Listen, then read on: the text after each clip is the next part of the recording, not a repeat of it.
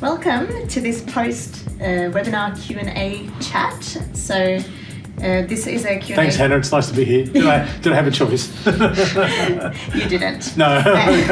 So with this Q&A is following on from the webinar, deal making is not a dirty word.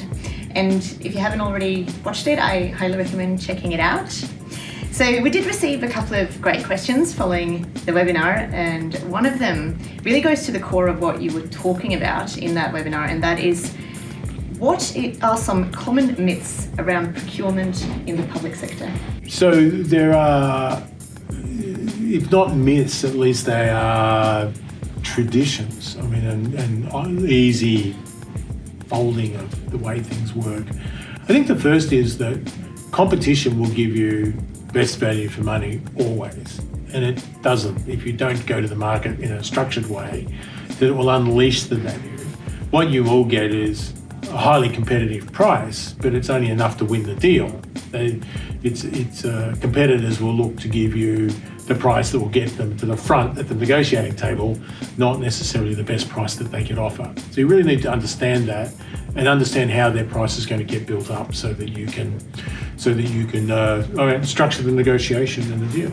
I think the other ones are, probity is always an issue. Clearly we need to be very careful about probity and give people equal opportunity.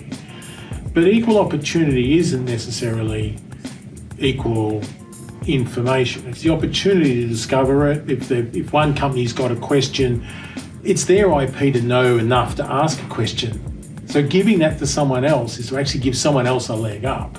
And yet it's a common myth that you've got to tell everybody the answer to every question. No, the opportunity is for them to ask the question, because you want the differentiators, you want to see where things are going. Unless it's a point of particular fact or clarification around the tender, but if it's not that, otherwise you encourage people not to tender. It was, or not to ask questions. I think they're probably two major ones that leap out. I think the overarching issue is, and it's not a myth, I mean, it's extraordinarily safe to follow a process. It's just safe, and it's easy. But the job of the public sector shouldn't be easy. It's about deriving best value for money. It's about thinking. It's about delivering the outcome for the public. I mean, the clue's in the name, right? It's public service.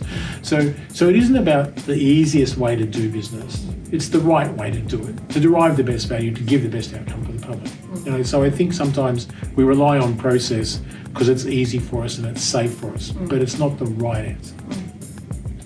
Great answer. It does tie into the second question we got actually, in terms of following processes, and that is, what do you think about panels? Well, I think like all procurement activity, it's the right answer for the right problem. If you want to, compete commodity products like, Blackwoods versus Bunnings, who's got the best timber on the best price on the day, who can provide, boots or tech equipment or whatever, I think panels are reasonable. On the other circumstances though, panels don't give you value for money. I mean, how do you know what value for money is if the only thing you're talking about is the price of a daily rate for a consultant? When you don't know what the job looks like, you don't know what the value is that they're bringing to the table, you're trying to do that. Again, I go back to my earlier comment about they're easy, but they're lazy. So let's have a look at panels. They're in existence for 5 years. Are you telling me there's no new companies, no new ideas, no bright competitive offers, and these people are locked out of the public sector market for 5 years because we haven't refreshed the panel? Those things aren't right. So I think if you do panels, you've got to think about what you're trying to achieve and then structure the panel properly. For commodity products, okay. For the others, I think there's some serious thinking to be done. Thank you so much, John, for that. And again, if you haven't checked out the webinar, I do highly recommend giving it a view. Pleasure. Thank you.